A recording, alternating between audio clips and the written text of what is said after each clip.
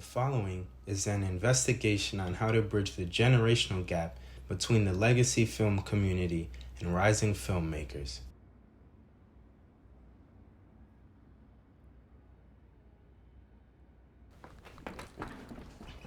Show us what you look like. My generation and many generations before mine have found their tribes with visual and auditory cues. Show us who works at your company and what makes them special. A name and a title only say so much.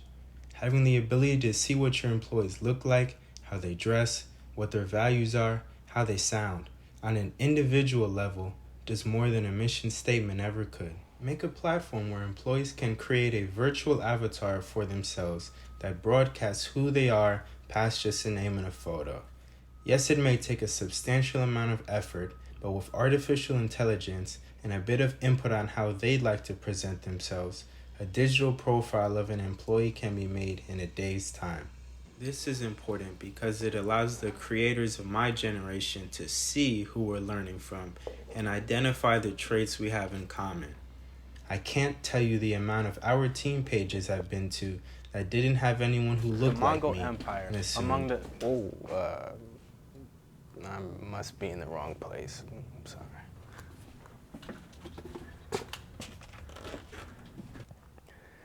Being able to identify similarities between us creates a foundation where my generation will not only be willing to listen, but more importantly, excited to learn.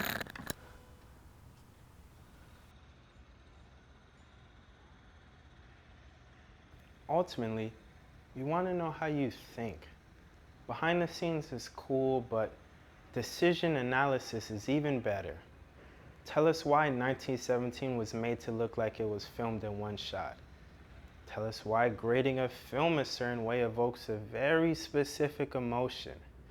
Tell us why a 24mm wide-angle lens was used instead of a 50mm standard lens. How results are accomplished doesn't mean much to us when we don't have access to the same tools. But if you can tell us what motivated certain decisions, we can figure out how to reverse engineer those solutions with the tools that we have available. I think one of the paradoxes of my generation is that we can figure out how to do just about anything, but most of the time we don't know why we're doing it. What does it mean? The cool thing about how you all think is that it can be applied to just about anything. A simple subreddit where employees from companies can post their opinions on their favorite movies, their favorite art, whatever, and list what they liked, what they didn't, what they would have done differently. This alone gives us insight into how decisions are made by legacy generations. From there, we can apply those same principles to our stories and keep those nuances alive. Reverse mentorship. As much as we have to learn from you all can learn just as much from us. We know what it's like to grow up with technology, and in an increasingly digital world, this is an invaluable asset.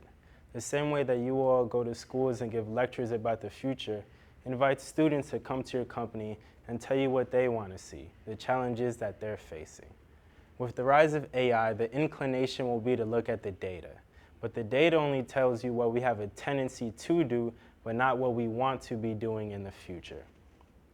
As we move forward, it's important to open a channel for constant communication so that we can continue to have these types of conversations and don't have to go back and forth and run into problems where people are out of touch or someone has lost respect for the art form. We want to be able to constantly exchange ideas so that we can be on the same page and continue to create great art that we all enjoy. In the future, the virtual avatars would be connected to a system that algorithmically matches me to a professional with similar interests like our present-day dating apps, and an augmented reality version of myself and 1,000 other students would be standing behind a camera simultaneously while a big production is being filmed. It's nice.